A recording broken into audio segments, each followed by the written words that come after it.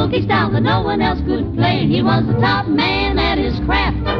But then his number came up and he was gone with the draft. He's in the army now, a-blowin' reveille. He's the boogie-woogie bugle boy of Company B. They made him blow a bugle for his Uncle Sam. It really brought him down because he couldn't jam. The captain seemed to understand, because the next day the cap went out and drafted a band. And now the company jumps when he plays reveille. He's the boogie-woogie bugle boy of Company B. A toot, a toot, a toot-a-toot, a toot, he blows it 8 to the bar.